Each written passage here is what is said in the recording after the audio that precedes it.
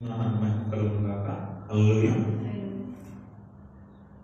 దేవుడి పిల్లల వచ్చిన మనం కొద్దిమంది అయినప్పటికీ దేవుడి వాక్యాన్ని జాగ్రత్తగా విందాం. ఈరోజు మనం చూడబోయే వాక్యాంశం ఏంటంటే క్రీస్తు పుట్టుక పరమార్థం. వాక్యాంశం మరొకసారి క్రీస్తు పుట్టుక పరమార్థం అనే అంశం మీద కొన్ని విషయాలు మనం ఆలోచన చేద్దాం. ఎందుకంటే ఈ వారంలో మనకు శనివారం ఏముంది, క్రిస్మస్ అనేది ఉంది. ప్రపంచవ్యాప్తంగా ఈ పండుగలు మనం జరుపుకుంటూ ఉంటాం. దానికి సంబంధించి ఈ నెలలో ఈ వారంలో మనం దాని గురించి ఎక్కువ ధ్యానిస్తూ ఉంటారు అన్ని చోట్ల. కాబట్టి ఈరోజు మనం దాని గురించి ధ్యానిద్దాం. ఈ క్రిస్మస్ సంబంధించి ఇంకా ప్రకటన ఏంటంటే, సపోజ్ క్రిస్మస్ మామూలుగా ప్రతి సంవత్సరం మన అంకిమార్పాలు ఏర్పాటు చేస్తా ఉన్నాం. అది ఈ సంవత్సరం అక్కడ లేకుండా ఇక్కడ ఈ సైడ్ అంబేద్కర్ బొమ్మ ఉంది కదా, ఆ సందులో ఒక విలేజ్ ఉంది. ఆ విలేజ్ లో సంఘ విశ్వాసం ఉన్నారు. బయట అక్కడ ఏర్పాటు చేయడం జరిగింది. 22వ తారీఖు మీరు కలుసుకోవాలంటే సాయంత్రం పూట అంటే కళ్ళు కనపడని బ్లైండ్ ఆయనకి ఆ దైవజనుడు వచ్చి పాటలు పాడి వాక్యం అందిస్తారు. కాబట్టి వచ్చి కలుసుకోవాలంటే మీరు వచ్చి కలుసుకోండి.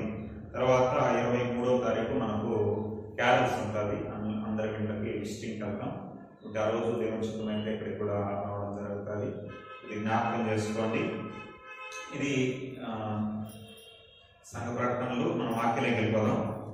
కాబట్టి ఇప్పుడు దేవుని పిల్లరా, ఈ క్రీస్తు పుట్టుక గురించి మనం ఆలోచన చేస్తే చాలా మంది నాస్తికులు కావచ్చు, హేతువాదులు కావచ్చు, మత ఛాందస్యవాదులు కావచ్చు, ఏమని చెప్తా ఉంటారంటే యేసు క్రీస్తు అనే ఆయన లేనే లేడు, అసలుకి ఆయన చరిత్రలోనే లేడు, ఆయన పాత్ర ఒక కల్పిత పాత్ర, ఈ క్రైస్తవులు ఆ పాత్రని కల్పించి అలా క్రియేట్ చేసి వాళ్ళు రాసుకున్నారు అని కొంతమంది మత పిచ్చి కలిగిన వాళ్ళు, కల్పిత పాత్రలను ఆరాధించే వాళ్ళు ఏమంటున్నారు, యేసు ప్రభుని కల్పిత పాత్రని, కల్పిత పాత్రలను కలిగిన ఆరాధించే వాళ్ళు అంటున్నారు.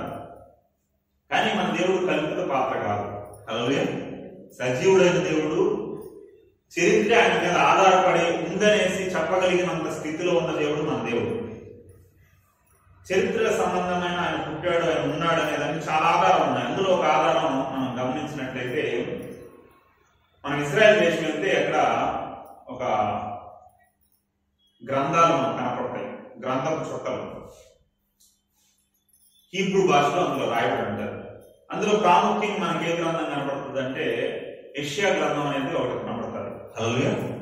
ఇప్పటికీ కొన్ని వేల సంవత్సరాల క్రితం రాయబడిందే యెషయా గ్రంథం. దాన్ని హీబ్రూ భాషలో రాసిన ప్రవక్త హీబ్రూ భాషలో రాశాడు. అతి పురాతనమైన భాష హీబ్రూ భాష. ఆ భాషలో ఏం చేశారంటే గ్రంథస్థం చేసిన ఆ చర్మపు ఆ చుట్టలు ఇప్పటికి కూడా ఇజ్రాయెల్ దేశం వెళ్ళారంటే ఆ మ్యూజియంలో మనకు కనపడతాయి. అలాంటి పాత నిబంధన పుస్తకాలు ఎన్నో అక్కడ రాయబడి మనకు కనపడతాయి. కాబట్టి ఇందులో ఒక మాట రాయబడింది. అది ఎలాంటి మాట అంటే, ఆయన పుట్టలేదు అనే దానికి ఆస్కారం లేదని చెప్పడానికి ఒక రుజువుగా నేను మీకు చెప్తాను. అది ఎంత విచిత్రంగా ఉంటుందంటే, ఇప్పుడు మన ముత్తాత తెలుసమ్మా మీకు? ముత్తాత అంటే తాత కాదు, తాతకి నాన్న. మీకు పరిచయం ఏమైనా ఉందా? అంటే పరిచయం అంటే ఆయన గురించి వినడమో లేదా ఫోటో చూడటం కాదు. ఆయనతో డైరెక్ట్గా మేము విన్నామంటే మాకు ఒక కథ కూడా చెప్పాడు ఆయన, లేదా ఆయనతో మాట్లాడాము మేము అని చెప్పగలిగే వాళ్ళు ఎవరైనా ఉంటే, మీ ముత్తాత గురించి తెలిసిన వాళ్ళు ఉంటే, మీకు తెలిసింటే చేతి చూపించండి. తెలుసా? ఎవరికి తెలియదు. హల్లెలూయా. ఇప్పుడు ఈ ముత్తాత అంటే మన తాతకి నాన్న ఏం చేశాడంటే, నాకు మనవరాలు కొడుతుంది, లేడీస్ అమ్మారు కాబట్టి అనుకున్నాను, నాకు మనవరాలు కొడుతుంది, ముని మనవరాలు కొడుతుంది, ఆ పాప నేను ఏం చేస్తానంటే మా కొడుకు తర్వాత నా మనవడు వస్తాడు, మనవడు తర్వాత మనవరాలు కొడుతుంది, ఆ మనవరాలు ఇప్పుడే నేను ఏం చేస్తానంటే వీరునామా రాస్తాను, నేను చనిపోయే లోపల ఇంత ఆస్తి నాకు వస్తుంది, ఆస్తి మొత్తం నా ముని మనవరాల పేరుతో రాస్తాను, నాకు మనవరాలే కొడుతుంది అని చెప్పగలుగుతాడా? చెప్పలేడు. హల్లెలూయా. అది అసంభవం, అది అసాధ్యం. ఇంకా మీకు అర్థం కావడానికి మీలోనే ఉదాహరణ తీసుకున్నట్లయితే, మన మధ్యలో అరిత గ్రేస్ గారు ఉన్నారు. మీకు ఎంత మా వయసు? 25. ఇప్పుడు 25 సిస్టర్కి ఉదాహరణ అనుకున్నాం. ఇంకా చదువుకొని క్లోజ్ చేసేసరికి వివాహం అయ్యేసరికి 28 అనుకున్నాం. వివాహం అయ్యేసరికి వివాహం అయిన తర్వాత కొడుకు పుట్టాడు. కొడుకు పుట్టిన తర్వాత కొడుకు వివాహం అయ్యేసరికి ఎన్ని సంవత్సరాలు పడుతుంది? అవచ్చు మా మీ అంచనా చెప్పండి, మీరు ఊరికి మీకు అర్థం కావాలని చెప్తాను. ఎంత అవుతుందమ్మా కొడుకు వివాహం అయ్యేసరికి? అతనికి 30 సంవత్సరాలు 20 సంవత్సరాలు అనుకుందాం ఆ పిల్లవాడు మ్యారేజ్ చేసేదానికి. ఇప్పుడు ఈ సిస్టర్కి 20 సంవత్సరాలు 28 సంవత్సరంలో మ్యారేజ్ అయింది. ఇప్పుడు కొడుకుకి 25 సంవత్సరంలో మ్యారేజ్ అయింది. ఇప్పుడు ఈ సిస్టర్కి అప్పుడు ఎంత వయసు ఉంటుంది? కొడుకు మ్యారేజ్ అయ్యేటప్పటికి 53 సంవత్సరాలు ఉంటుంది. 25 సంవత్సరాలకు ఆ పిల్లవాడు మ్యారేజ్ అంటే. ఇప్పుడు ఆ కొడుక్కి అంటే కొడుకు పుట్టాడు అనుకో, లేదా మనవాళ్ళే పుట్టింది అనుకో, ఒక 2 సంవత్సరాలు ఎక్స్ట్రా వేసుకున్నాం, మొత్తానికి 55 సంవత్సరాలు వస్తుంది మనవాళ్ళు పుట్టేసరికి, మనవాడు పుట్టేసరికి. ఇప్పుడు నాకు మనవడే పుడతాడు అనే సిస్టర్ భావించి నాకు ఇన్ని సంవత్సరంలో పెళ్లి అవుతుంది, తర్వాత కొడుకు పుడతాడు, ఆ కొడుకు మ్యారేజ్ అవుతుంది, ఆ కొడుకు మ్యారేజ్ అయిన తర్వాత నాకు మనవడు పుడతాడు, ఆ మనవడికి నేనేం చేస్తానంటే ఇంత ఆస్తి నా పేరుతో సమకూడుతుంది. అప్పటికి నేనేం చేస్తున్నానంటే ఆస్తి మొత్తాన్ని నా మనవడి పేరుతో రాస్తున్నాను అన్నది అనుకో. అది ఎలా ఉంటుందా? Breaking news. ఏమి న్యూస్? అసలు కొడుకు పుడతాడంటే అది ఒక అసాధ్యము. కొడుకు పుడితే పుట్టచ్చు, లేదా కూతురు పుట్టచ్చు. కొడుకు పుట్టాడు అనుకో, తర్వాత మనవరాలు పుట్టచ్చు, లేదా కొడుకు పుట్టచ్చు, మనవడు పుట్టచ్చు, చెప్పలేము. అలాంటి దాన్ని గెస్ట్ చేసి చెప్తే దాన్ని ఏమంటారంటే బ్రేకింగ్ న్యూస్ అయిపోతుంది. ఎప్పుడో మనవడు పుడతాడు, ఎన్నో సంవత్సరంలో మనవడు పుడతాడు, ఆ మనవడికి ఇప్పుడే నేను వీలునామా రాస్తాడా, నా ఆస్తి మొత్తం వాడి పేరుతో రాస్తాడా, నాకు మనవడే పుడతాడని చెప్పడం ఒక అద్భుతం. హల్లెలూయా. ఒక 50 సంవత్సరాలు లేదా 25 సంవత్సరాల తర్వాత జరగబోయేదని గెస్ట్ చేస్తేనే ఒక అద్భుతం. అంటే బైబిల్లో ఇంకా గొప్ప అద్భుతం ఏంటంటే, ఇక్కడ మనం యెషయా గారు అనుకున్నాం కదా, ఆ యెషయా గారు యేసుక్రీస్తు కన్నా ఎన్ని సంవత్సరాల ముందు వాడు? చరిత్ర మనం చూసినట్లయితే 700 సంవత్సరాలకు పూర్వం వాడు యెషయా గారు. ఇప్పుడు యెషయా గారు ఏమి రాశారు చూడండి. యెషయా గ్రంథము 7వ అధ్యాయము 14వ వచనం చదవండి. యెషయా గ్రంథము 7:14.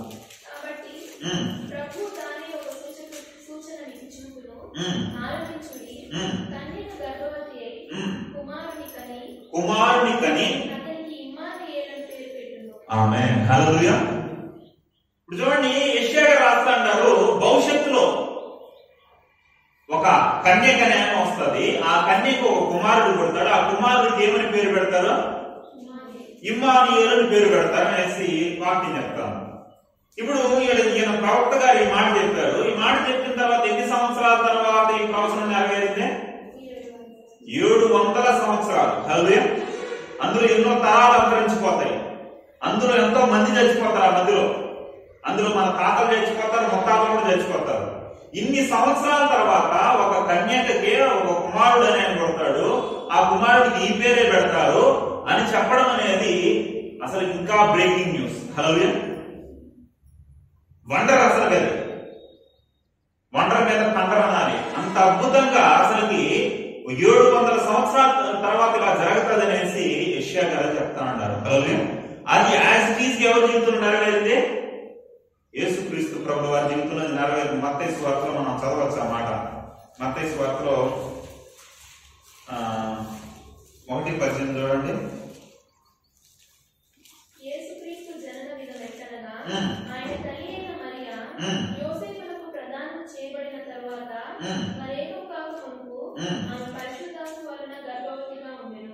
అంటే వివాహం కాలేదానికి కన్యకగా ఉంది, అప్పుడేమైందంటే గర్భం ధరించింది. ఆ ప్రవచనం ఇక్కడ నెరవేరింది అనేసి అక్కడ కింద మాటల్లో మనకు కనపడతారు. అలాగే కాబట్టి ప్రియమైన దేవుని పిల్లరా, ఒక సూచన చూపించినాడు దేవుడు. ఈయన పుడతాడు, ఈయన పుట్టింది వాస్తవం అని చెప్పడానికి ఒక సూచన.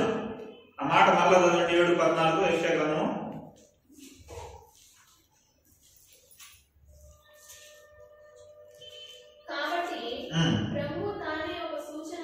ప్రభు తానే, దేవుడే తానే ఏం చేస్తాడంటే ఒక సూచన. సూచన అంటే ఏంటమ్మా? ఒక గుర్తు. సూచన అంటే ఒక గుర్తు. ఒక 100 మందిలో ఒక వ్యక్తిని గుర్తుపట్టడానికి ఏం చెప్తాడు? ఏదో ఒక స్పెషల్ ఉంటుంది అనమాట. ఆ స్పెషల్ దాన్ని చెప్పి అతను గుర్తుపడతాం మనం. ఇప్పుడు 100 మంది కూర్చోంటారు, 100 మందిలో తెల్ల షర్ట్ వేసుకున్నాడు అనుకున్నారు అనుకోండి, తెల్ల షర్ట్ వేసుకున్నాడు వస్తాడు అన్నారు అనుకోండి, తెల్ల షర్ట్ చాలా మంది వేసుకొని రావచ్చు. లేదా రెడ్ డ్రెస్ వేసుకున్న సిస్టర్ అన్నాం అనుకో, రెడ్ డ్రెస్ వేసుకున్న చాలా మంది ఉండొచ్చు, ఎందుకంటే చాలా చాలా జనాభా ఉంటారు కాబట్టి. అలా కాకుండా వాడికి మాత్రమే ఉండే సూచన చెప్పాలి. దాన్ని ఏమంటారు అంటే వాడికి మాత్రమే ఉండే గుర్తుని చెప్తే దాని సూచన అంటారు. హలో ఏమంటే ఒక సైడ్ ఆ వ్యక్తికి ప్యాంట్ బాగుంటుంది, ఒక సైడ్ పైన నుండి కింద వరకు చినిగిపోయింటదండి అంటే ఈజీగా గుర్తుపట్టేసి ఎవరు అలా డ్రెస్ చేసుకోరు కాబట్టి.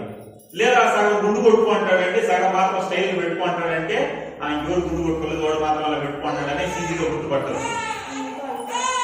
లేదా కోడి జుట్టులాగా ఈ పక్క తీసేసి ఉంటాడంటే మధ్యలో మాత్రం మంపలాగా పెట్టుకుంటాడు అంటే ఓహో ఈ వ్యక్తి అని గుర్తుపట్టేయచ్చు. దీన్ని ఏమంటారు అంటే ఎవరికి లేని ఒక ప్రత్యేక వ్యక్తి కనపడితే దాన్ని సూచన అంటారు, గుర్తు అంటారు. ఇప్పుడు యేసుక్రీస్తు కూడా ఈయనే లోకరక్షకుడు అని గుర్తుపట్టడానికి ఏం పెట్టాడు మా దేవుడు? ఒక గుర్తు. ఏం గుర్తు? కొన్ని సంవత్సరాల తర్వాత ఒక వివాహమైన స్త్రీ ఏం చేస్తుందంటే ఒక సంవత్సరం తర్వాత ఒక కొడుకును కంటది అని చెప్పింటే దాంట్లో అద్భుతం ఏం లేదు. అందరికి ఒక సంవత్సరం తర్వాత 2 సంవత్సరాల తర్వాత పిల్లలు పుడతారు, దాంట్లో ఏం పెద్ద అద్భుతం లేదు. కానీ ఇక్కడ ఒక అద్భుతం జరుగుతుంది. ఆయన వచ్చినప్పుడు ఒక మిరాకిల్ ఏంటంటే కన్యకు పుడతాడు. హల్లెలూయా అనేసి ఎన్ని సంవత్సరాల ముందు చెప్పబడింది? 700 సంవత్సరాలు. హల్లెలూయా. ఇది ఎలాంటి అద్భుతం అంటే కొన్ని కోట్ల నెంబర్స్ ని ఒక లారీల నిండా నింపేసి, కొన్ని వందల లారీల నిండా నింపేసి నెంబర్స్ ని, ఆ నెంబర్స్ లో నేను చెప్పిన నెంబర్ నువ్వు కళ్ళు మూసుకొని ఎత్తుక్కుంటా ఏదో ఒక లారీలో ఆ నెంబర్ కరెక్ట్ గా తీయాలంటే ఆ వ్యక్తి అన్ని కోట్ల నెంబర్స్ ఉన్న ఆ లారీలో ఎత్తుక్కుంటా కళ్ళు మూసుకొని ఎత్తుక్కుంటా పోయేసి అది దాని లోపల చేయబెట్టి కలబెట్టి ఒక నెంబర్ తీసిస్తే ఇతను చెప్పిన నెంబరే వచ్చింది అనుకో. అది ఎంత అద్భుతమో. ఇప్పుడు యేసుక్రీస్తు గురించి 700 సంవత్సరాల ముందు చెప్పబడింది యేసుక్రీస్తు జీవితంలో అన్నింటిలో నెరవేరాయంటే అంత గొప్ప అద్భుతం. హల్లెలూయా. కాబట్టి ఇలా ప్రవచనాలు ఎన్నో వచనాలు నేను చూపించాలంటే అలా వచనాలు ఎన్నో ఉన్నాయి. ఆయన పుట్టుక గురించి, ఆయన మరణం గురించి, ఆయన ఎక్కడ పుడతాడు, బెత్లెహేం అనే పట్టణంలో పుడతాడు, అన్ని వివరాలన్నీ రాయబడింది. హల్లెలూయా. కాబట్టి ప్రియమైన దేవుని పిల్లరా ఆయన కన్యగా పుడతాడు అనేసి ముందుగానే రాయబడింది కాబట్టి ఇది నెరవేరింది అనేసి బైబిల్ మనకు చెప్తా ఉంది. హల్లెలూయా. ఇంతకీ నీకు ప్రశ్న రావచ్చు, ఆయన అసలు మరియకి ఎందుకు పుట్టాలి? ఏమా యేసుక్రీస్తు మరియకి ఎందుకు పుట్టాలి? మీకు ఆలోచన రాలేదా? మన ఇండియాలో ఏదో స్త్రీ పుట్టిండొచ్చు కదా, ఆడ ఇజ్రాయెల్ దేశంలో ఉన్న మరియకి ఎందుకు పుట్టాలి అంటే ఆ కన్యక అయిన మరియకి కొన్ని గుణ లక్షణాలు ఉన్నాయి. హల్లెలూయా. ఏంటి ఆ గుణ లక్షణాలు? కొన్ని విషయాలు మనం చూసినట్లయితే లూకా సువార్త 1:41 చదవండి. లూకా సువార్త 1:41.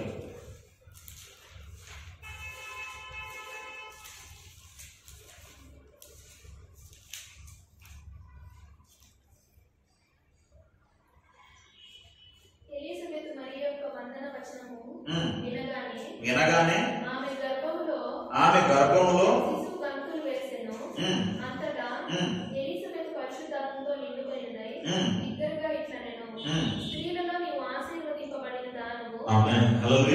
ఇక్కడ ఎలిజబెత్ అంటే ఎవరు? ఎలిజబెత్ ఎవరంటే మా అమ్మగారు అంటే ఇక్కడ ఎలిజబెత్ ఎవరంటే బాప్తిస్మం ఇచ్చి యోహాను గారి తల్లి. ఎవరు తల్లి? బాప్తిస్మం ఇచ్చి యోహాను గారి తల్లి ఎలిజబెత్ గారు. ఈ ఎలిజబెత్ పరిశుద్ధాత్మతో నింపబడి, అంటే ఈమె మరియా ఇద్దరు బంధువురాలు అన్నమాట. కాబట్టి ఆమె సొంతంగా ఏం మరగడం వల్ల పరిశుద్ధాత్మ చేత ప్రేరేపింపబడి దైవావేశం వలన కొన్ని మాటలు పలుకుతాను మరియను చూసి. ఏమంటానే? స్త్రీలలో నీవు ఆశీర్వదింపబడిన దానవు. హల్లెలూయా. మరి ఎవరంటమా? ఆశీర్వదింపబడిన స్త్రీ. ఎందుకు బట్టి ఆశీర్వదింపబడిన స్త్రీ? ఆమె ఆశీర్వదింపబడి అంటే 2 పాయింట్లు మనకు వస్తాయి. ఒకటి, యేసుక్రీస్తు పుట్టాడు కాబట్టి ఆశీర్వదింపబడిందా? లేకపోతే 2, ఆశీర్వదింపబడిన స్త్రీ కాబట్టి యేసుక్రీస్తు ప్రభుల వారు ఆమెను జన్మించాడంటే 2 కరెక్టే. ఆమె దేవుని చేత ఆశీర్వదింపబడిన స్త్రీ కాబట్టి దేవుడు చూసి చేసుకుని ఏం చేశాడంటే యేసుక్రీస్తు పుట్టాడు కనుక నిజంగా ఆమె ఆశీర్వదింపబడిన స్త్రీగా మార్చబడింది. హల్లెలూయా. కాబట్టి ఆమె ఆశీర్వదింపబడిన స్త్రీగా కనబడుతుంది. 2, నీ గర్భఫలము ఆశీర్వదింపబడి అంటే గర్భఫలం ఆశీర్వదింపబడి అంటే ఆయన పుట్టిన యేసు ప్రభు మాత్రమే ఆశీర్వదింపబడతాడనా? ఆమెకు పుట్టే పిల్లలందరూ, ఆమె గర్భం నుండి ఎంతమంది పిల్లలు వచ్చినా సరే వాళ్ళందరూ ఆశీర్వదింపబడిన వారే. హల్లెలూయా. అంత గొప్ప స్త్రీ అనేసి పరిశుద్ధాత్మ దేవుడే ఆమె గురించి సాక్ష్యం ఇస్తానన్నాడు. ఆమె గురించి దేవుడే తన నోట పలికిస్తాడు, ఎలిజబెత్ నోట. ప్రియమైన దేవుని పిల్లలారా, ఇంకా ఈ స్త్రీ గురించి మనం ఆలోచన చేసినట్లయితే ఈమె చాలా త్యాగం చేసింది దేవుని కోసం. ఒకటి, ఈమె దేవునికి భయపడే స్త్రీ. రెండు, ఈమె ఏం చేసిందంటే దేవుని మాటకు ఏం చేసిందా? లోబడింది. దేవుని మాటకు ఏం చేసిందే? లోబడింది. రెండు, దేవుని మాటల మీద ఏం చేసింది? నమ్మిక ఉంచింది. ఇంకా ఏం చేసింది? దేవుని మాటల మీద నమ్మిక ఉంచింది. ఇంకా ఏం చేసిందంటే దేవుని కోసం ఎన్ని అవమానాలైనా సహించడానికి తీర్మానం తీసుకుంది. హల్లెలూయా. ఒకటి, దేవునికి భయపడే స్త్రీ. రెండు, దేవుని మాటలకు లోబడింది. మూడు, దేవుని మాటలకు ఏం చేసింది? నమ్మిక ఉంచింది. నాలుగు, ఏం చేసిందంటే దేవుని కోసం ఎన్ని అవమానాలైనా భరించడానికి తీర్మానం తీసుకుంది. ఇంకొకటి, చివరగా లేఖనాలు తెలిసిన స్త్రీ మరియా. ఎవరన్నా? మరియకి ఏం తెలుసు? లేఖనాలు తెలుసు. అందుకే మీరు అక్కడ కింద మాటలు మనం చూసినట్లయితే ఒక 51 నుండి చదవండి. ఇక్కడ ఈ మాటలు ఎవరు చెప్తా ఉంటారంటే మరీ చెప్తాంది. ఆమె చెప్పిన మాటలన్నీ అనేసి 46వ వచనం మీరు చదివినట్లయితే అప్పుడు మరీ ఇట్లా అంటాందనేసి మరీ చెప్తాంది ఈ విషయాలన్నీ. 51 నుండి చదవండి.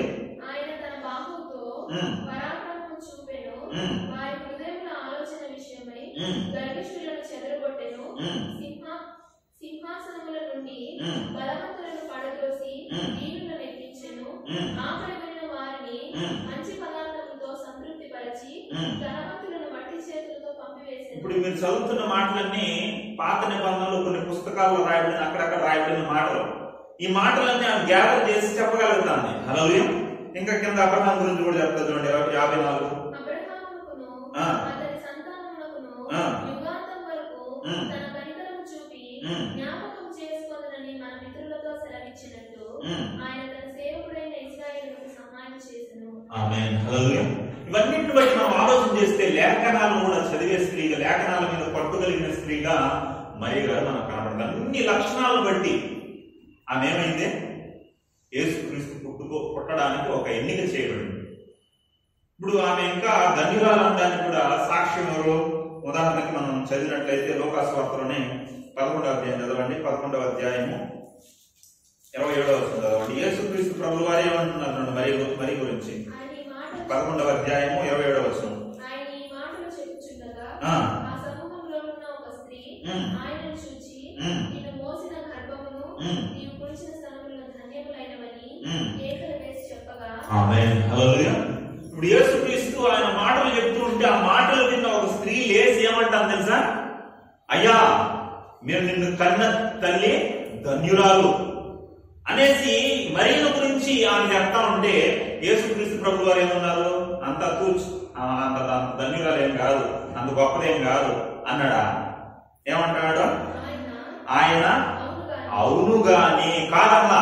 మరి ఎవరో నిజంగానే ధన్యురాలన్నారు. ఆమె చాలా గొప్ప స్త్రీ, ఆమె చాలా ఆశీర్వదింపబడిన స్త్రీ, ఆమె ధన్యురాలనేసి యేసుక్రీస్తు ప్రభువు వారి అవును అని చెప్తాడు. ఇప్పుడు ఆమె కన్నా గొప్ప వాళ్ళ గురించి కూడా చెప్తాడు. కింద ఇంకా ఏమంటున్నాడు? దేవుని వాక్యం విని దానిని గైకొను వారు మరీ ధన్యులని చెప్పాను. మరీ ధన్యురాలు అయింది, మంచిదే. కానీ ఆమె కన్నా మీరు గొప్ప వాళ్ళు ధన్యులుగా మార్చబడాలంటే మనకు ఒక విషయం చెప్తాడు. ఏంటంటే ఆయన వాక్యాన్ని ఎవరైతే వింటారో, దాన్ని గైకొంటారో వాళ్ళెవరన్నా మరీ ధన్యులు. అలాగే అంటే నేను మరీ కన్నా గొప్ప వ్యక్తిగా మార్చబడాలి, మరీ కన్నా ఆశీర్వదింపబడిన వ్యక్తిగా నేను ఉండాలంటే ఈ మాటను మనం అనుసరించాలి, ఈ మాటను మనం పాటించాలి. అలాగే మన పిల్లలకు కానీ, మనకు కానీ, మన కుటుంబ సభ్యులకు కానీ వాళ్ళు వినడం మాత్రం కాదు కానీ దాన్ని అనుసరించేవారుగా ఉండాలని వాక్యం చెప్తాను. ఇంకా మరి గురించి ఎలిజబెత్ ఏం చెప్తాను చూడండి. మళ్ళీ వచ్చేవాడికి లూకా సువార్త 1వ అధ్యాయం చదవండి 52 నుండి. సింహాసనముల నుండి బలవంతులను పడద్రోసి దీనులను ఎక్కించెను.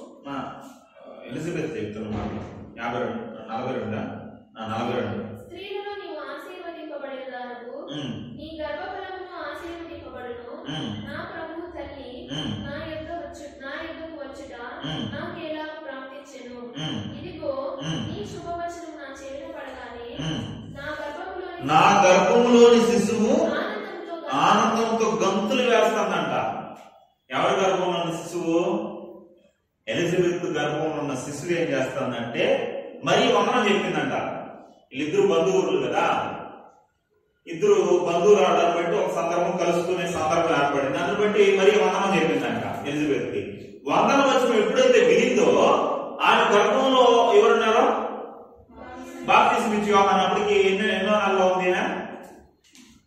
యేసుక్రీస్తు పెద్దవాడా యోహాను పెద్దవాడా? యోహాను పెద్దవాడు. ఎన్ని నెలలు పెద్దవాడు? 6 నెలలు పెద్దవాడు. పైన చదివినట్లయితే మీకు తెలుస్తుంది. 6 నెలలు పెద్దవాడు. 6వ నెలలో మరియ దగ్గరికి వచ్చిందనమాట.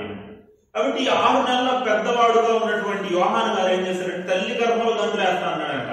ఏమన్నా తల్లి గర్భంలో గంతులు వేస్తారా పిల్లలు? మనకు సైన్స్ తెలియదు కానీ సైన్స్ అంత డెవలప్మెంట్ కాదా? బైబిల్ ఇప్పుడు చెప్పిన ఆ సందర్భాన్ని అందుకునేంత సైన్స్ ఇంకా డెవలప్మెంట్ కాదా?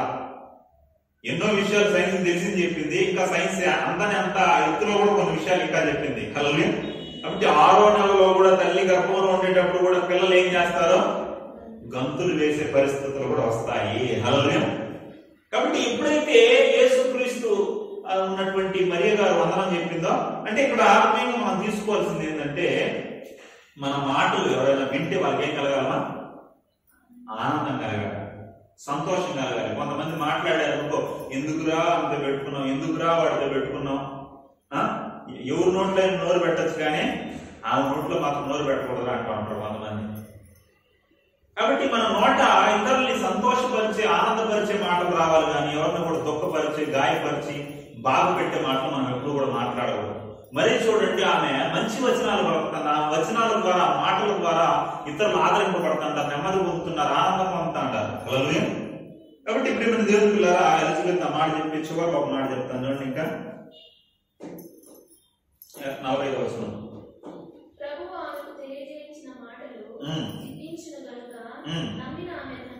నమ్మిన ఆమె ధన్యురాలు. మరి ఏం చేసిందంట? దేవుడు చెప్పిన మాటనే నమ్మింది. నమ్మితే ఏమవుతావు? నువ్వు ధన్యురాలు అవుతావు. హల్లెలూయా. అందుకే మరియను ధన్యురాలు అన్నాడు దేవుడు. ఎందుకంటే ఆమె నమ్మింది, దేవుడి మాటను నమ్మింది, ప్రభు మాటను నమ్మింది, దేవదూత చెప్పిన మాట నమ్మింది. గాబ్రియేలు చెప్పినప్పుడు నీ దాసురాలు జీవితంలో అది నెరవేరును గాక అని చెప్పింది. హల్లెలూయా. కాబట్టి ప్రియమైన దేవుని పిల్లరా, మరియా ఇలా గాబ్రియేలు మాట విని గాబ్రియేలు ఆ సందర్భం మనకు తెలిసిందే. లోకాసు వార్తలో మనం కనపడుతుంది. గాబ్రియేలు వచ్చినప్పుడు 26వ వచనం నుండి చదివితే అక్కడ ఈ మాటలన్నీ కనపడతాయి. గాబ్రియేలు వచ్చినట్టు, ఆమె ఆదరించే మాటలు చెప్పినట్లు. అప్పుడు మరి ఏం చేసిందంటే 29వ వచనం చూడండి, 1:29.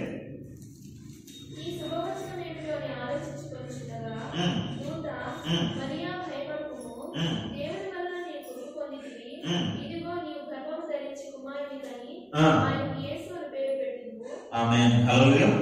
మనం ఇక్కడ ఒక పాయింట్ మాత్రం చూసేసి ముగించుకున్నాం. ఇక్కడ దేవదూత మరియను చూసి ఏమంటామా? నీవు భయపడకు. హల్లెలూయా. ఏం పడకు మరియా? భయపడకు. ప్రియమైన దేవుని పిల్లరా, మనుషుల్ని పరిపాలన చేస్తున్న ఒక పరిస్థితి ఏంటంటే భయం. మనుషుల్ని ఏం పరిపాలన చేస్తామా? భయం. ప్రతి మనిషి భయం యొక్క గుప్పిట్లో ఉన్నాడు. భూమి మీద ఎన్ని రకాల భయాలు ఉన్నాయంట తెలుసా మీకు? ఎన్ని రకాల భయాలు ఉన్నాయో? 365 రకాల భయాలు ఉన్నాయంట. ఎన్ని రకాల భయాలు? 365 రకాల భయాలు. ఏమేం భయాలు చెప్పండి, మీకు తెలిసిన భయాలు చెప్పండి. ఏం రకాల భయాలు? నాకు భయం అనేది లేదండి అసలు. మాకంటారా? మీకు భయం ఏదైనా మీకు తెలిసిన భయం ఉంటే చెప్పండి. మా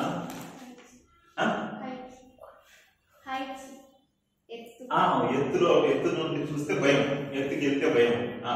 ఇంకా నీళ్ళంటే భయం. ఇంకా ఒక్కొక్క భయం చెప్పండి. చాలా 365 రకాల భయాలంటే భయాలు మీకు దొరకలేదా? ఇంకా నీకేమంటే భయం? చీకటి అంటే భయం. హల్లెలూయా. ఒక్కొక్కరికి ఒక్కొక్క భయం. పాము అంటే భయం కొందరికి, మధ్యకాలంలో మీకు చెప్పలేదు, మా పాస్టర్ గారు అంటే బాడీ గ్రూప్ లో ఉన్నారు. అప్పుడు కొన్ని సంవత్సరాల క్రితం బాడీ గ్రూప్ లో ఉంటే వరుసగా ఉంటాయి అన్నమాట బాడీ ఇల్లు. ఆ పక్కన వాళ్ళ మెయిన్ ఓనర్ వల్ల ఇల్లు అనమాట. మేము బయట నిలబడుకొని ఆ రోజు ప్రార్థన గురించి మాట్లాడుకుంటున్నాం.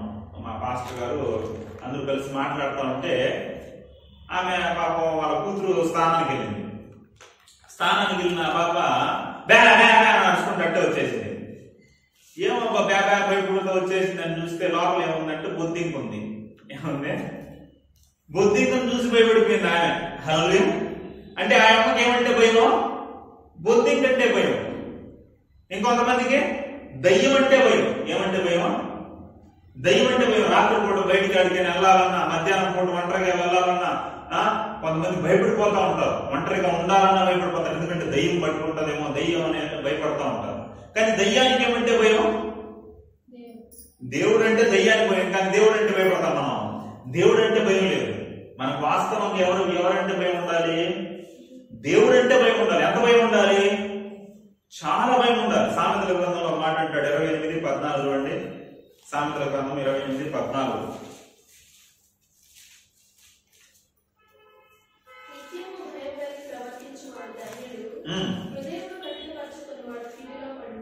ఆమేన్. హల్లెలూయా.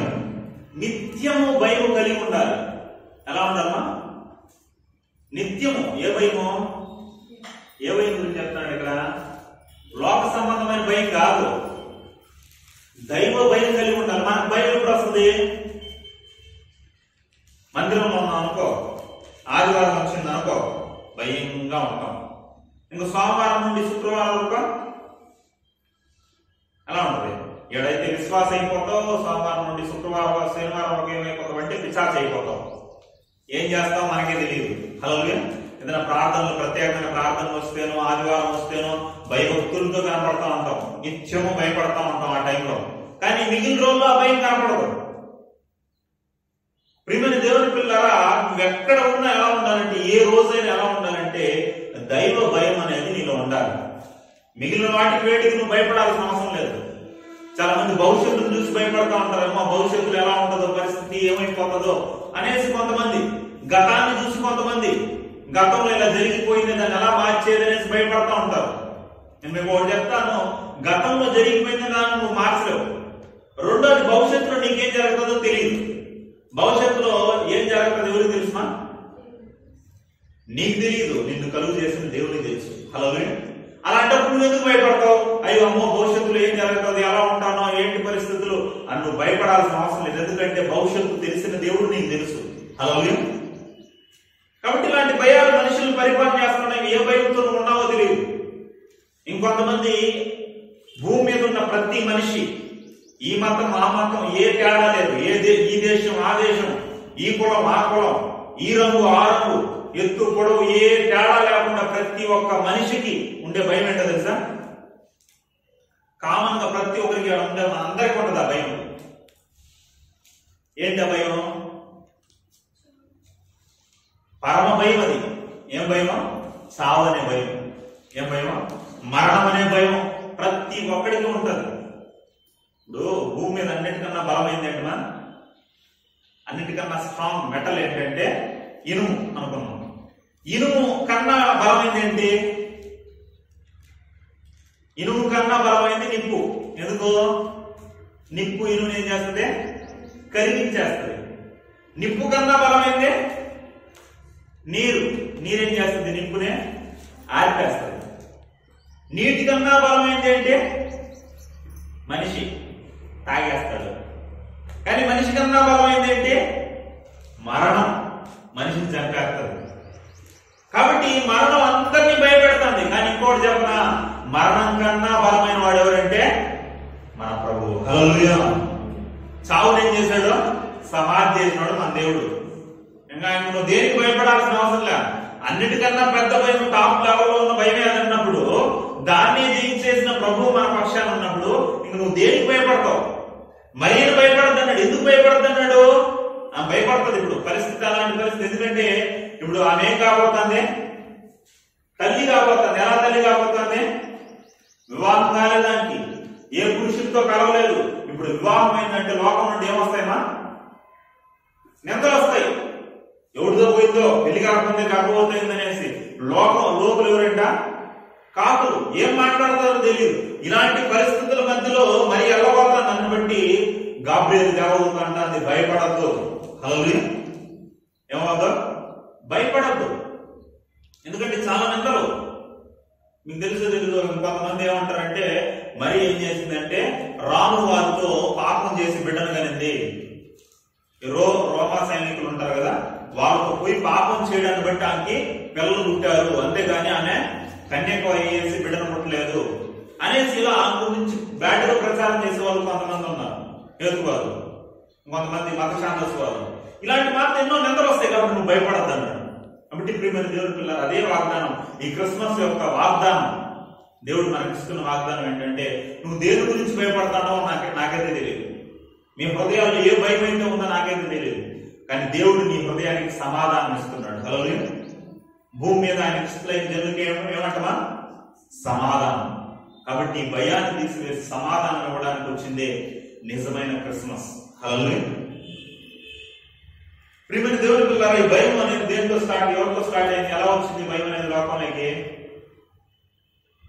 దేవుడు మొట్టమొదటిగా తన పోలికగా, తన స్వరూపంలో తనలా ఉండాలని, తనతో ఉండాలనేసి ఏం చేశాడంటే, మొట్టమొదటిగా అవ్వ ఆదాముని దేవుడు కలుగు చేశాడు. కలుగు చేసినప్పుడు కొన్ని లక్షల చెట్లు ఫలాలు మీరు తినండి, కానీ ఈ మంచి చెడుల తెలివినిచ్చే మీకు చెడు చేసి ఈ చెట్టు ఫలం మాత్రం మీరు తినద్దండి అంటే వాళ్ళు ఏం చేశారన్నా? ఏదైతే దేవుడు వద్దు అన్నాడో, ఏదైతే పాపం అన్నాడో దాన్నే తిన్నారు. తిన్న దాన్ని బట్టి, దేవునికి వ్యతిరేకంగా ప్రవర్తించడాన్ని బట్టి మనుషుల్లోకి, లోకంలోకి ఏమొచ్చింది తెలుసా? భయం అనేది వచ్చింది. అందుకే చూడండి, ఆదికాండం 3:10 ఏముంది? ఆదికాండం 3:10, అందుకలదు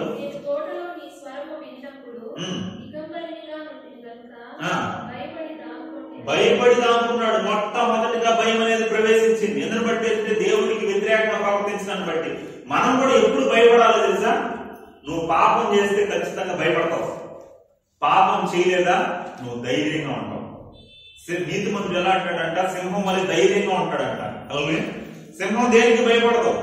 నువ్వు కూడా ధైర్యంగా ఉండాలంటే మనం తప్పు చేయని వారిగా ఉంటే, పాపం లేని వారిగా ఉంటే మనం ఖచ్చితంగా నిర్భయంగా గుండెల మీద చేతులు వేసుకొని ధైర్యంగా ఉండగలము. ఎప్పుడైతే పాపం చేస్తామో మనల్ని భయం ఆవరిస్తుంది. హల్లెలూయా. ప్రియమైన దేవుని పిల్లలారా, భయం లేని జీవి ఏదైనా ఉంటే చెప్పండి. మీకు తెలిసిన జీవి ఏదైనా, దీనికి భయమే లేదంటే అనే వాళ్ళు ఏదైనా జీవి ఉంటే చెప్పండి. మీకు తెలిసిన జీవి ఏమా?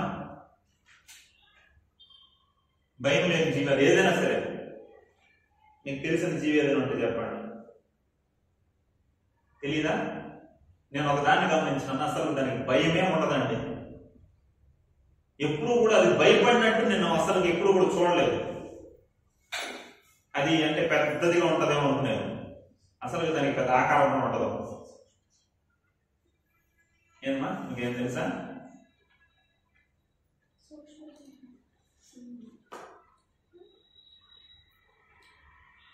తెలీదా? మీరు ఎప్పుడు చూస్తూనే ఉంటారు దాన్ని, మీ కంటికి కనిపిస్తూనే ఉంటది, కానీ దానికి అస్సలు భయం ఉండదు. ఎందుకు చెప్పండి? అబ్బా చెప్పేసింది. దేనికి భయం ఉండదుమా? చీమకు అసలు నేను ఎప్పుడు కూడా నా చిన్నప్పటి నుండి చూస్తాను, ఏ చీమ కూడా భయపడినట్టు నేను అసలు ఎక్కడ చూడాల. హల్లెలూయా. మీరు చీమను భయపెట్టి చూడండి, చీమ అస్సలు భయపడదు. హల్లెలూయా. అది ఎంత పెద్ద జీవైనా, ఎంత పెద్ద అది ప్రమాదకారి అయినా ఇదైనా సరే దాని మీదకి వెళ్ళి కుట్టేస్తుంది, కానీ ఎప్పుడు కూడా చీమ ఏం చేయదో పారిపోదు. మనం దాని తర్వాత మనం స్క్వీజ్ అంటా అన్నాం అనుకో, లేదా హైవే అన్నాం అనుకో, అది నీ కాలు మీద నిన్నే కుట్టేస్తుంది, కానీ పారిపోదు. హల్లెలూయా. అందును బట్టి దేవుడు అంటాడేమో, చీమ యొక్కకి వెళ్ళు, దాన్ని చూసి నేర్చుకో. ఒక సోమరితనం గురించే కాదు, ఎన్నో విషయాలు నేర్చుకోవచ్చు చీమను చూసి. హల్లెలూయా. స్టార్టింగ్ లో మనిషి ఏం చేశాడంటే, దేవుడు అన్నాడు ప్రతి ఒక్క జీవి ఎక్కడికి వెళ్ళండి, మీరు ఆదాం దగ్గరికి వెళ్ళిపోండి అన్నాడు. ఎక్కడికి వెళ్ళిపోమన్నాడు? ఆదాం దగ్గరికి వెళ్ళిపోండి. ఎందుకో? మీరు పేరు పెట్టించుకోవాలి. అని చెప్పేసరికి ఏనుగు నుండి చీమ వరకు అన్ని జీవులు వెళ్ళినాయి. వెళ్ళేసి లైన్ నిలబడతానికి పేరు పెట్టినాడు ఆదాం. నీ పేరు ఏనుగు వెళ్ళిపో, నీ పేరు పులి వెళ్ళిపో, నీ పేరు సింహం వెళ్ళిపో, నీ పేరు ఎలుగుబంటి వెళ్ళిపో అన్నిటికి పేరు పెడతా చివరిలో ఏం మిగిలింది తెలుసా? అన్ని అయిపోయినాయి కదా, ఇంక అయిపోయింది అనుకుంటే చిన్నది ఒకటి ఉంది ఆదాం ముందర. ఏంటో తెలుసా? చీమ. ఏముంది? చీమ అనేసి ఎందుకు పేరు వచ్చింది నాకేం తెలియదు, కానీ చిన్నదిగా ఉంటుంది కాబట్టి చీమ అని పేరు పెట్టినారేమో. అలాగే ఆదాం దాన్ని చూసి ఏంది ఎంత చిన్నదిగా ఉంది, దీనికి అంత బలం కూడా లేనట్టుంది, ఎంత చిన్న జీవా, కాబట్టి నువ్వు చిన్నగా ఉన్నావు కాబట్టి నీ పేరు పేరు చీమ వెళ్ళిపో అనేసి చీమకు పేరు పెట్టి పంపించేన్నాడు. ఇన్ని రోజుల తర్వాత, కొన్ని వందల సంవత్సరాల తర్వాత మరలా ఎవరైతే పేరు పెట్టారో గొప్పవాడు అనిపించుకున్నాడో ఆ మనిషిని పిలిచి ఏమన్నాడు దేవుడు? నాయన నువ్వేం చేయి, చీమల దగ్గరికి వెళ్ళి నేర్చుకో అన్నాడు. ఎక్కడికి వెళ్ళి నేర్చుకో? ఇంతకు ముందు నీ దగ్గరకు వచ్చింది చీమ, ఇప్పుడు నువ్వు ఎక్కడికి వెళ్ళావు? చీమ దగ్గరికి వెళ్ళిపో అనేసి చీమ దగ్గరికి పంపిస్తాడు మన దేవుడు. హల్లెలూయా. అందులో ఒక విషయం నేర్చుకోవాల్సిన మంచి విషయం ఏంటంటే చీమ ఎప్పుడు కూడా ఏం చేయవా? భయపడదు. హల్లెలూయా. కాబట్టి నువ్వు కూడా ఒక ధైర్యం కలిగి ఉండు, నా పక్షాన్ని దేవుడు ఉన్నాడు. నువ్వు దేవుడి మీద ఆనుకుంటే, దేవుడు నీకు తోడుగా ఉంటే, దేవుడి మీద నువ్వు నమ్మిక ఉంచితే నువ్వేం చేయవా? దేనికి భయపడవు. ఏం చేయవా? దేనికి భయపడవు. ఎప్పుడైతే నువ్వు అపనమ్మిక కలిగి ఉంటావో, దేవుడి మీద భయభక్తులు నీకు ఉండవో, దేవుడి మీద నువ్వు ఆధారపడవు, ప్రతిదానికి ఏం చేస్తా ఉంటావు? భయపడిపోతా ఉంటావు, కంగారు పడిపోతా ఉంటావు, నిన్ను నువ్వే గాయపరుచుకుంటా ఉంటావు, నిన్ను నువ్వే హింసించుకుంటా ఉంటావు. నన్ను నేను హింసించుకుంటానండి అంటారా? ఒక వ్యక్తి సుత్తి తీసుకుని తను తానే కొట్టుకున్నాడు అనుకో, ఎవడు వాడిని బాధ పెడతాడు? వాడిని వాడే బాధ పెట్టుకుంటాడు. ఇప్పుడు నువ్వు భయంతో ఉన్నావంటే నిన్ను నువ్వే బాధ పెట్టుకుంటున్నావు. కాబట్టి భయాన్ని వదిలిపెట్టి. హల్లెలూయా. ఎందుకు భయాన్ని వదిలిపెట్టమంటున్నాడు అంటే మన దేవుడు ఎన్నిసార్లు చెప్పాడు మా భయపడద్దనే? బైబిల్లో మీరు చదివినట్లయితే, మీరు సెల్ ఫోన్ లో కూడా కొట్టి చూడండి, భయపడకుడి అనే మాట ఎన్నిసార్లు ఉంటుంది తెలుసా? 365 సార్లు ఉంటుంది. హల్లెలూయా. అంటే సంవత్సరానికి ఎన్ని రోజులు? 365 రోజులు. అంటే ప్రతిరోజు దేవుడు ఏం చెప్తాడు? భయపడకో, భయపడకు, భయపడకు అనేసి నీకు చెప్తాడు. నువ్వు దేనికి భయపడద్దు. ఎందుకు? దేవుడు నీకు తోడుగా ఉన్నాడు. అందుకే నువ్వేం చేయాలి తెలుసా? సెల్ఫ్ టాక్ చేసుకోవాలి. ఏం చేయాలమ్మా? ఇన్నర్ టాక్ అంటారు, సెల్ఫ్ టాక్ అంటారు. ఇప్పుడు సెల్ఫ్ టాక్ లేదా ఇన్నర్ టాక్ అంటే ఏం చేయాలంటే నీతో నువ్వే మాట్లాడుకోవాలి. కొన్ని సందర్భాల్లో మనం ఏదైనా తప్పు చేసాం, అర్థం మొదలు లేసి ఏమనుకుంటా ఉంటాం, చీ ఏంటంటే బ్రతికిందిరా, అలా చేయకుండా ఉండాల్సింది, అలా మాట్లాడకుండా ఉండాల్సింది, నీకేం తెలివి లేదా, బుద్ధి లేదురా అనేసి తిట్టుకుంటా ఉంటాం. అలా మాట్లాడుకోవద్దు. అలాగే నువ్వు ఏదైనా బాధ వచ్చిందనుకో, భయం వచ్చిందనుకో, భీతి వచ్చిందనుకో, నీ అర్థం ఉండదు నిలబడి నీకు నువ్వే చెప్పుకో, లేదా నీ మనసుతో నువ్వే చెప్పుకో. ఏమనే? నువ్వు అస్సలు భయపడతావు. ఎందుకో తెలుసా?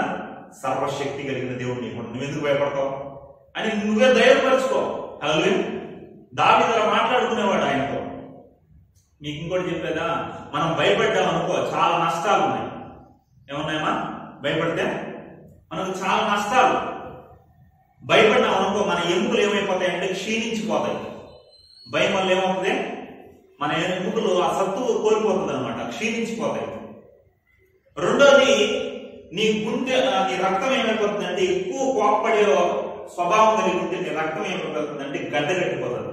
ఏమైపోతుందా? గడ్డగట్టిపోయే స్వభావం ఏర్పడుతుంది. తర్వాత మూడోది, నీ గుండెకి రక్త ప్రసరణ సరిగా అందదు. ఏమవుతుందమ్మా? రక్త ప్రసరణ అందదు. ఇంకా నీ గుండె ఆగిపోయే పరిస్థితి ఏర్పడుతుంది ఎక్కువ భయపడితే. తర్వాత జ్ఞాపక శక్తి అనేది తగ్గిపోతుంది. ఈ భయం వల్ల ఏం తగ్గిపోతుంది? జ్ఞాపకం, ఎక్కువ భయపడతా ఉన్నావు అనుకో, నీలో ఉండే జ్ఞాపక శక్తి, ఆ మెమరీ పవర్ అనేది తగ్గిపోతుంది. ఇంకా నీవు చేయాలనుకున్న పని చేయలేవు. నువ్వు భయపడతా ఉన్నావు అనుకో, నువ్వు ఏదైనా పని చేయాలనుకున్నావు, దాంట్లో భయపడతా ఉన్నావు, లేదా ఇక్కడికి వచ్చి మాట్లాడాలి, నువ్వు ప్రిపేర్ అయి ఉంటావు, పాట పాడాలనుకుంటావు, ఏదో ఒకటి చేయాలనుకుంటావు, నీలో భయం ఉందనుకో, నువ్వు అనుకున్న పనిని చేయలేవు. ఇంకా అన్నం సరిగా అరగదు. నువ్వు భయపడ్డావు అనుకో, ఏమరగదమ్మా? నువ్వు తిన్నాక అన్నం సరిగా అరగదు. తర్వాత శ్వాస సరిగా ఆడదు. ఏమాడదు? నువ్వు భయపడే స్వభావం కలిగి ఉంటే, నువ్వు భయపడతా ఉన్నావు అంటే శ్వాస సరిగా అందదు. తర్వాత ఇవన్నీ మనకు చాలా విషయాలు ఉన్నాయి. తర్వాత చెవులు సరిగ్గా వినపడవంట. భయపడే వాళ్ళకి ఏమి కనపడవా? చెవులు సరిగా కనపడవు. చూడండి, వాళ్ళు భయపడతా ఉన్నారు, వాళ్ళ దగ్గర పోయి మాట్లాడు, వాళ్ళు ఏదో ఆలోచించుకుంటా ఉంటారు, ఆ భయంతో ఏదో ఆలోచించుకుంటా ఉంటారు. మనం ఎన్నట్టు కదిలితే అనేసాడుగా అంటే వాడికి ఏమి వినపడదు. అప్పుడు చెవులు వినపడ ఏదో ఆలోచనలోకి వెళ్ళిపోయాడు ఆ భయంతో. కాబట్టి నీ చెవులు వినపడవు. తర్వాత ఇంకోటి ఏంటో తెలుసా, ఇవన్నీ ఉన్నా పర్వాలేదు, దానికన్నా ప్రమాదకరమైనది ఏంటంటే భయపడేవారు ఎక్కడికి పోలేరు? దేవుని రాజ్యంలో ప్రవేశించలేరు. పిరికి వారికి ఏం లేదు, పరలోకం లేదు. కాబట్టి నువ్వు భయపడేవాడిగా ఉండకూడదు, పిరికివాడిగా ఉండకూడదు, భీతి పడేవాడిగా ఉండకూడదు. ఇంకా భయపడేవారికి ఏం రాదంటే నిద్ర సరిగ్గా రాదు. ఏం రాదమ్మా? భయం ఉందనుకో లోపల ఏం రాదు, నిద్ర రాదు. మన కాన్సన్ట్రేషన్ ఏదైనా వినాలనుకున్నా వినలేము. ఇలాంటి చాలా నష్టాలు మన జీవితంలో ఉంటాయి. కాబట్టి నేను ముగిస్తాను. ప్రియమైన దేవుని పిల్లరా, క్రీస్తు పుట్టుక పరమార్థంలో ఒక విషయం ఏంటంటే భయాన్ని మనుషుల్లో నుండి పోగొట్టాలి, సమాధానాన్ని మనుషులకు ఇవ్వాలి అనే మంచి పరమార్థంతో కూడిందే ఈ క్రిస్మస్ అనేది. హల్లెలూయా.